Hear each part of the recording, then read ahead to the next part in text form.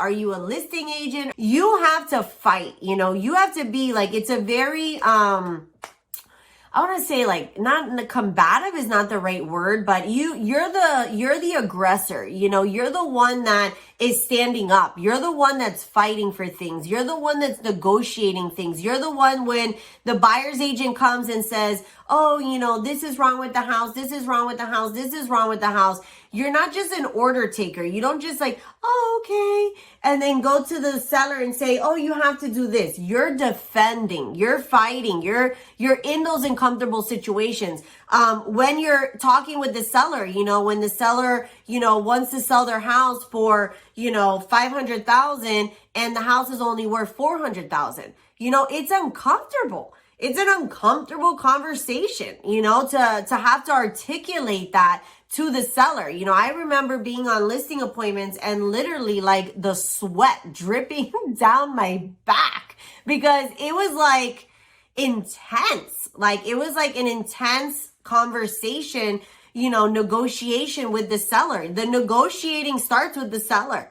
Okay. And it's in that good negotiating between you, the listing agent, and the seller, you actually get the deal. They decide to hire you to sell the house. Then you take those same skills and you have to apply them to the home inspector and the buyer's agent and the buyer and the appraiser and the title company and all the other players that are involved. So, you know, having that tough skin, being comfortable in uncomfortable situations, are skills that you need to have. And then I think another huge skill that I pride myself on, that I've really mastered this very well, is being a problem solver. You know, you gotta be, as a listing agent, one of those type of people that just gets it done.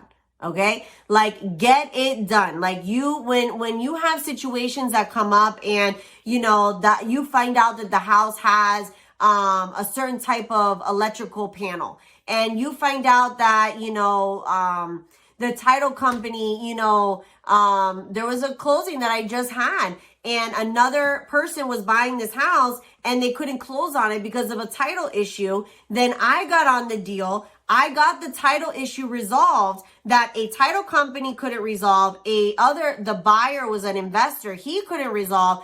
I stepped in. I solved the problem. The sellers love me. This was actually a purchase that we ended up buying, but it's a problem solving. You know, it's the better you are at problem solving, you know, sellers typically have a problem. You know, they're moving or they're, you know, like you have to be able to problem solve like on the fly. So the better you are at solving the problems, like, you know, figuring everything out for everybody, because you're solving the problems for everybody, for the seller, for the buyer's agent, for the buyer, for the title company. Like you wouldn't believe how many people like don't do their job. Okay. So me being a successful listing agent is because I get my sellers from beginning to end.